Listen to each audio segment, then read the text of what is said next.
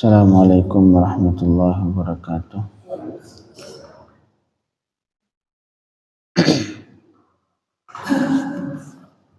A'udzu billahi minasyaitonir rajim. Bismillahirrahmanirrahim.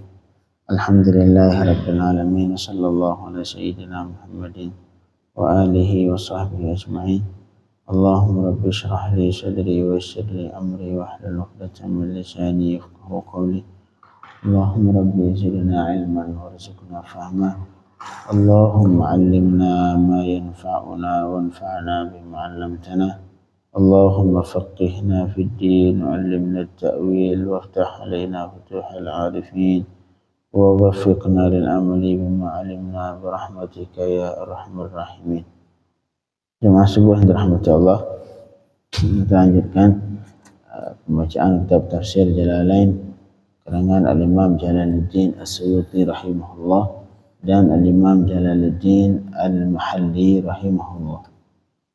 Qala al-musannif rahimahullah, qala Allah Ta'ala, masih di surah Al-Baqarah ayat 370.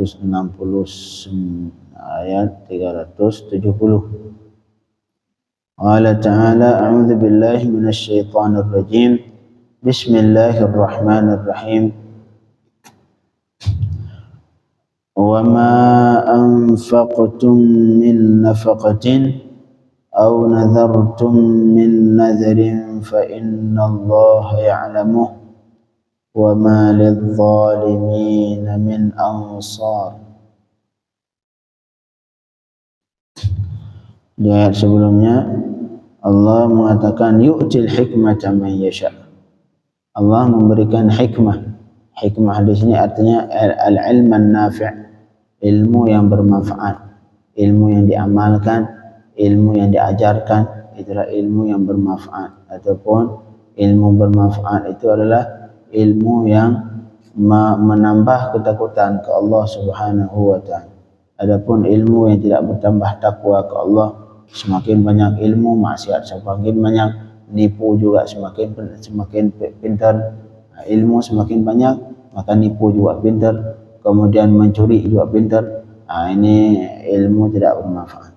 Ilmu bermanfaat adalah ilmu semakin bertambah maka semakin bertambahlah takutnya kepada Allah, takwanya ke Allah Subhanahu wa taala.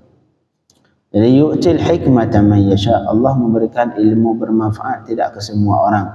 Makanya kata Allah Subhanahu wa taala, man yuridillahu, kata Rasul sallallahu alaihi wasallam, man yuridillahu bihi khairan yufaqihu fid din. Siapa saja yang Allah inginkan kebaikan untuknya, orang yang diingini kebaikan oleh Allah, yufaqihu fid din, Allah akan memberikan pemahaman kepadanya tentang agama, pemahaman tentang bagaimana cara mengamalkan agama Islam ini, bagaimana cara mengamalkan dari segi keyakinannya, dari segi akidahnya, kemudian dari segi amaliyah sehari-hari, salat, puasa. Ya Allah berikan pemahaman kepadanya tentang agama. Artinya kalau kita memahami sebaliknya, bagi orang yang tidak diingini, artinya orang yang tidak diinginkan kebaikan oleh Allah, tidak ada keinginan untuk memahami dalam agama. Nah, jadi kalau hati kita masih ada tidak ada keinginan, belum ada keinginan untuk semakin hari semakin ada, semakin bertambah keinginan untuk menambah ilmu agama. Ilmu agama adalah ilmu untuk menjalankan agama. Maka di situ kita harus sedikit ada kekhawatiran, apakah kita termasuk golongan yang tidak diinginkan kebaikan oleh Allah Subhanahu wa taala. Na'udzubillah min dzalik. Jadi yu'til hikmata man yasha, Allah memberikan hikmah, ilmu yang bermanfaat tidak man yasha, ke siapa saja yang Allah kehendaki. Wa man yu'tal hikmata, dan siapa saja yang diberikan hikmah, ilmu bermanfaat, faqad utiya khairan katsira, maka itu sebenarnya Allah sudah memberikan kebaikan yang sangat banyak. Ilmu bermanfaat adalah kebaikan yang sangat banyak yang dimiliki oleh seorang manusia. Makanya dalam di dunia ini tidak ada satupun orang yang memiliki satu orang yang tidak pernah pensiun. Justru semakin tua semakin berharga, semakin tua semakin dihormati, semakin tua semakin bermanfaat. Itulah alim ulama. Alim ulama semakin tua maka ia ilmunya semakin bermanfaat, semakin tua semakin dihormati, semakin tua semakin dimanfaatkan ilmu. Inilah jadi salah satu profesi yang tidak ada pernah pensiun. Profesi yang tidak pernah pensiun itulah mengajarkan ilmu agama Allah Subhanahu wa taala. Makanya kata Allah, siapa saja yang diberikan ilmu yang bermanfaat. Ilmu bermanfaat yang paling penting yaitu ilmu yang diamalkan dan diajarkan, yang ilmu yang menambahkan ketakutan ke Allah Subhanahu wa taala. Maka siapapun yang mendapatkan ilmu yang bermanfaat, kata Allah, faqad utiya khairan katsira. Maka sebenarnya ia telah diberikan kebaikan yang sangat banyak. Kebaikan ini manfaatnya ada kala di dunia, ada kala di akhirat. Makanya kita lihat ulama semakin tua semakin tinggi derajatnya. Semakin tua semakin tinggi, semakin tua semakin tinggi. Dan kalau profesi yang lain tidak, semakin tua semakin jatuh. Udah kalau habis masa pensiun sudah dilempar sudah. Inilah faqad utiya khairan katsira. Itu baru di dunia.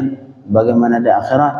Faqad utiya khairan katsira. Allah memberikan kebaikan yang sangat banyak ke orang yang mendapatkan ilmu yang bermanfaat, baik kebaikan itu di dunia ataupun kebaikan itu adalah di akhirat, entar di yaumil qiyamah.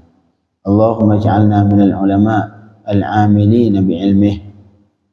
Kemudian Allah lanjutkan, wa ma yadhakkaru illa ulul albab, dan tidak ada yang mengetahui, tidak ada yang bisa mengambil pelajaran dari semua itu, tidak ada yang bisa mengambil pelajaran dari bahawa sesungguh ilmu itu sesuatu yang bermanfaat, ilmu itu adalah sesuatu kebaikan yang sangat banyak, illa ulul albab.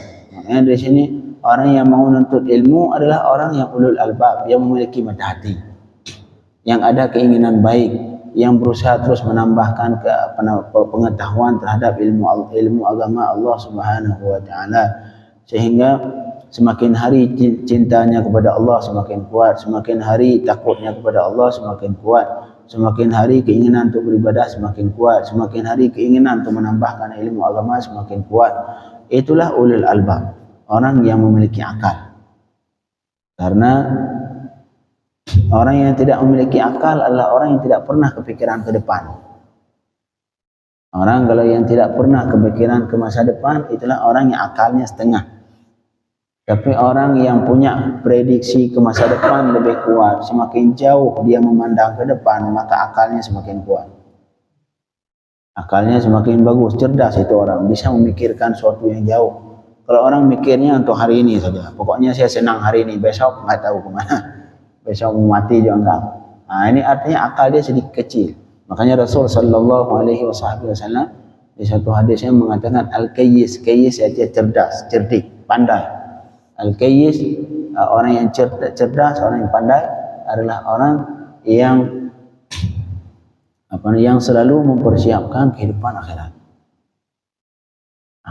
Yang selalu mempersiapkan kehidupan akhirat. Kalau kita tidak sering memperhatikan masa depan, tapi masa depan yang sebenarnya bukan masa depan. Yang masa depan yang hakiki adalah masa depan yang tidak ada lagi setelahnya. Itu yang benar-benar dimentok. Itu masa depan. Surga, neraka. Surga, udah surga, enggak ada lagi setelahnya. Neraka, sudah neraka. Itulah masa depan hakiki yang berusaha kita kejar selama-lama. Wa ma yadhakkaru illa ulul albab. Itu semua yang Allah sebutkan tadi, bahawa keilmuan itu sesuatu yang kebaikan yang sangat besar, tidak akan diketahui, tidak bisa diambil pelajaran tentang bahawa ilmu pengetahuan itu sangat penting illa ulul albab, kecuali orang yang memiliki akal, yang akalnya bersih, yang akalnya jernih, yang bisa memikirkan ke masa depan yang saat itu sangat membutuhkan ilmu pengetahuan. Kemudian kata Allah, wa ma anfaqtum, kembali Allah melanjutkan tentang sedekah infak. wa ma anfaqtum min nafaqatin aw nadartum min nadrin fa innallaha ya'lam. Dan apapun yang engkau infak, kata Allah, dari nafkah, artinya ai addaitum min zakatin aw zakatin, apapun yang engkau berikan baik dari zakat atau sedekah, aw nadartum min nadrin, ataupun apapun yang engkau nazar dari sebuah nazar, kemudian fawafaitum bihi, kemudian engkau tunaikan itu nazar. Misalkan kita bernazar, ini kalau saya sembuh dari penyakit nanti wajib terhadap saya untuk berkorban 1 kambing atau berkorban 1 sapi. Jadi apapun yang engkau infak, baik itu berbentuk sedekah atau berbentuk zakat, apapun yang engkau nazar kemudian engkau tunai nazarnya, fa innallaha ya'lamu, maka sesungguhnya Allah mengetahui semua apa yang kau lakukan. Artinya, apakah yang kita lakukan itu diketahui manusia atau tidak, yang Allah tetap mengetahui. Infak apapun yang kita lakukan, walaupun semua manusia di dunia ini tidak ada yang mengetahui, fa innallaha ya'lamu, maka Allah mengetahui. Ya, tujuan kita infak, tujuan kita bernazar ke Allah Subhanahu wa ta'ala. Karena kalau infak tujuannya untuk mendapatkan redha manusia, seperti yang kita sebutkan sebelumnya, ridhan nas ghayatul la tudrak. Ridha manusia ini adalah tujuan yang tidak akan pernah dicapai. Hari ini ya senang ke kita, besok dia jadi musuh. Hari ini jadi musuh, ada kemungkinan besok dia jadi kawan yang membantu kita. Makanya manusia ya seperti itulah. Hati manusia baina asabi'ir rahman. Hati manusia seolah-olah seperti di tangan Allah, di kotak-katik kemanapun. Hari ini Allah membuat kita disenang, besok Allah membuat kita dibenci. Jadi Allah membuat manusia untuk membenci kita hari ini, bisa jadi besok Allah membuat hati-hati manusia menyukai kita, akhirnya memuji kita, Masya Allah. Besoknya lagi dibuat manusia membenci kita. Itulah hakikat hidup di dunia yang tidak pernah ridhan nas ghayatul la tudrak. Ridha manusia adalah tujuan yang tidak mungkin dicapai. Makanya cari ridha manusia, bersedekahlah bertujuannya untuk Allah Subhanahu wa ta'ala, untuk mendapat ridha Allah Subhanahu wa ta'ala. Karena apapun yang kita infak, apapun yang kita tunaikan nazar, walaupun infak kita jin, manusia, semuanya enggak ada yang tahu. Jangankan manusia, jin enggak tahu. Seluruh jin di permukaan bumi, di langit, di bumi, malaikat misalkan, semuanya enggak tahu. Malaikat, jin, misalkan ini, malaikat, jin, manusia, enggak ada yang tahu sama sekali. Yang apakah itu terlepas sia-sia sedekah kita? Fa innallaha ya'lamu, maka sesungguh Allah mengetahui apa yang kau lakukan.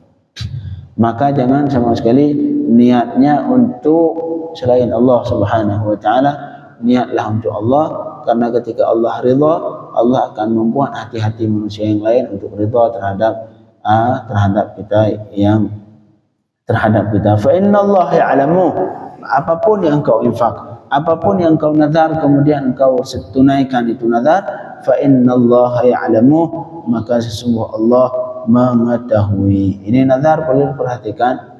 Nazar ini nazar adalah sesuatu yang dasarnya tidak wajib, kemudian ketika bernazar jadi wajib. Contoh kurban dasarnya tidak wajib, kemudian ketika bernazar berubah menjadi wajib. Ataupun puasa Senin Kamis dasarnya tidak wajib, ketika bernazar jadi wajib. Nazar, syarat nazar harus lafaz ataupun ucapan yang mengandung arti mewajibkan terhadap diri sendiri, yang mengandung kewajiban terhadap diri sendiri. Tapi kalau misalkan cuma niat, nantilah kalau saya punya uang saya pengen korban dah, apakah itu nazar? Belum, itu enggak nazar, itu cuma ingin mengungkapkan sebuah keinginan. Ini nazar seperti ini, oh kalau saya nanti sembuh wajib terhadap saya untuk menyembelih kambing korban. Itu nazar. Jadi nazar syaratnya harus mengandung ucapan yang berarti mewajibkan terhadap diri sendiri. Adapun cuma seperti tadi, kalau saya sembuh saya pengen nyembelih kambing 1 korban, itu belum nazar, belum nazar. Jadi nazar, dan nazar sah pada hal-hal yang mengandung qurbah, yang mengandung mendekatkan diri ke Allah Subhanahu wa taala. Tapi kalau nazar maksiat, ini kalau saya sembuh, saya pengen ngebantu, pengen ngasih minuman keras kemudian, pengen ngasih khamar, pengen beli khamar 100 botol, pengen saya bagi-bagikan ke masyarakat. Ini bukan nazar. Tak sah nazar pada maksiat. Jadi nazar cuman pada qurbah, artinya hal-hal yang mengandung mendekatkan diri ke Allah Subhanahu wa taala, yang dasarnya tidak wajib berubah jadi wajib. Kalau yang memang dasarnya wajib, sah nazar. Tidak. Seperti ini, kalau saya sembuh, wajib terhadap saya untuk salat zuhur. Ya. Nah, salat zuhur kamu nazar, enggak nazar tak wajib. Jadi kalau hal yang perbuatan yang memang sudah wajib dari dasarnya, tidak sah nazar. Jadi yang sah nazar cuman berlaku pada perbuatan yang mengandung unsur ibadat, tetapi tidak wajib. Kalau sudah wajib, tak perlu nazar lagi. Seperti kurban, puasa Senin Kamis ataupun yang lain. Salat duha misalkan, misalnya sunnah, salat duha, kemudian ketika bernazar berubah hukumnya menjadi wajib. Jadi apapun yang engkau infak, apapun yang engkau nazar, kemudian engkau tunai itu nazar, walaupun semua manusia, jin, malaikat, enggak ada yang tahu, semua enggak ada yang tahu, apakah itu sedekah kita sia-sia? Ketika kita infak, kita berusaha tidak ada yang tahu itu infak kita. Seperti dikisahkan salah satu habaib di Saudi. Beliau itu ketika berinfak enggak ada yang tahu. Beliau menginfakkan, menghidupkan sekitar 100 atau 200 keluarga di situ. Ayah yatim, janda-janda itu beliau kasih. Cara sedekahnya seperti itu. Kalau kita di sini beli beras, naruh depan pintu, tulis surat, ini untuk si fulan yang punya rumah. Ntar yang nganterin, ini yang khidmah, yang nganterin pembantunya yang ngebagi-bagiin sembako buat kebutuhan sebulan sekali. Bawa beras 30 kilo untuk sebulan ini, di rumah ini 30, rumah ini 30. Itu semua ada data di beliau. Siapa saja yang yatim, siapa saja yang janda, siapa saja yang fakir, siapa saja yang miskin, semua kedeteksi, ada datanya semua beliau yang sekitar itu. Yang mereka semua itu penerima, tidak tahu dari siapa itu beras. Itu sembako yang datang ke mereka, antara ada sembako, ada beras, ada minyak, ada uangnya. Itu mereka enggak ada yang tahu dari mana itu semua. Tiba-tiba kapan ketahuan? Setelah beliau meninggal. Beliau meninggal baru terputus itu semua. Oh, beras yang dulu tiap bulan datang enggak pernah datang lagi. Baru ketahuan. Oh, berarti beliau itu. Jadi beliau menghidupkan sampai ratusan keluarga, tapi penerima, jangankan orang lain, penerima enggak tahu. Itulah. Tapi ketika seperti itu, ketika beliau tidak mengharapkan ridha dari penerima, ketika kita ngasih ke penerima, kadang-kadang supaya dapat sesuatu, supaya dia berbuat baik sebaliknya kepada kita. Nah, beliau tidak. Yang jadi pertanyaan, apakah ketika seperti itu enggak ada yang tahu, orang lain enggak tahu, si penerima sendiri malahan tidak tahu, apakah sedekah kita sia-sia ketika tidak mendapatkan ridha manusia, ketika tidak mendapatkan pujian dari manusia, ketika tidak mendapatkan itu semua dari manusia, apakah sedekah kita sia-sia? Tidak. Fa innallaha ya'lamu. Allah mengetahui. Walaupun jin, manusia, malaikat enggak ada yang tahu semua sedekah kita, tapi fa innallaha ya'lamu, maka sesungguh Allah mengetahuinya. Terus fayujazikum alaih, Allah yang akan memberikan balasan sebelum di dunia dan di akhirat. Wa ma lidh-dhalimin min ansar, dan tidaklah bagi orang zalim min ansar, tidak ada penolong sama sekali. Orang zalim tidak ada penolong dari Allah di hari kiamat. Zalim di sini artinya ai biman'iz zakati wan nadhri, yaitu zalim dengan sebab tidak mau bayar zakat ataupun tidak mau menunaikan nazar. Awalnya nazar, ini kalau saya sembuh, biasanya suka kalau lagi sakit, oh itu nazar paling banyak. Kalau lagi darurat, oh ini kalau saya untung tak. Kalau lagi baru jualan, oh ntar kalau saya untung, saya bernazar sekian, saya sedekah sekian. Giliran sudah mulai untung, udah mulai takut. Ini kayak orang tengah laut nih. Orang tengah laut, oh kalau saya sehat selamat sampai ke daratan, oh saya sembelih kerbau. Oh awalnya kerbau, tengah laut kerbau. Bila orang udah mulai dekat lagi dikit ke daratan, oh kayaknya nggak enak kerbau, lebih baik sapi aja lebih kecil. Kemudian udah dekat lagi jadi kambing. Ujung-ujung ke daratan nggak jadi. Ini orang yang tidak mau bayar nazar. Nazar wajib nazar. Kalau sudah nazar wajib dijalani. Makanya nazar jangan berlebihan. Kadang-kadang kita nazar, ini kalau saya sembuh, saya bakal salat duha 1000 rakaat. Jangan berlebihan. Nazar sesuatu yang kita anggap kita mampu. Jangan nanti setelah nazar baru nyesel, ngapain saya nazar. Baru kemudian nyari-nyari alasan supaya tidak wajib menjalankan nazar itu. Nah, jadi umalil zalimin, dan tidak bagi orang zalim yang zalim dengan sebab tidak mau bayar zakat, tidak mau menunaikan nazar, atau biwad'il infaq fi ghairi mahallih fi ma'asillah, ataupun dianggap zalim juga orang yang meletakkan infak sedekahnya di selain tempat, di bukan yang tempatnya, di tempat maksiat. Infak untuk maksiat. Nah, infak untuk bayar ngopi nongkrong yang isinya ngibahin orang lain. Nah, ini bagian maksiat. Nah, ini sekalian semua saya bayar kopinya. Padahal nongkrongan apa isinya? Nongkrongan ngomongin si fulan, ngomongin si faltan, mencaci si fulan, caci faltan. Akhirnya siapa yang bayar kopi? Kita. Nah, ini bagian maksiat. Bagian wad'il infaq fi ghairi mahallih. Itu bagian dari memberikan infak. Infak ya, infak bayar kopi bagian dari infak. Tapi itu tempatnya bukan. Itu maksiat. Nah, bentar tunggu. Kalian ngomongin apa aja? Mau caci ya siapapun kalian caci silakan. Caci faltan apalagi sampai nyaci habaib. Na'udzubillah min dzalik. Akhirnya kita yang bayarin kopi. Oh ya sudah sama itu. Masuk itu ke neraka Allah sama-sama.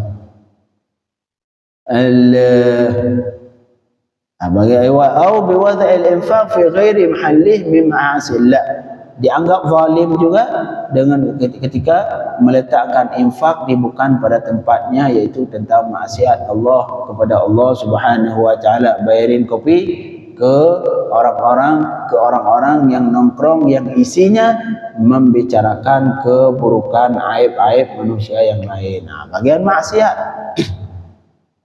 Wa malil zalimin, dan tidak bagi orang yang zalim. Orang zalim tidak mau bayar zakat atau tidak mau menunaikan nazar ataupun berinfak di tempat maksiat, min ansar, bagi orang zalim tidak akan memiliki penolong nanti di hari kiamat.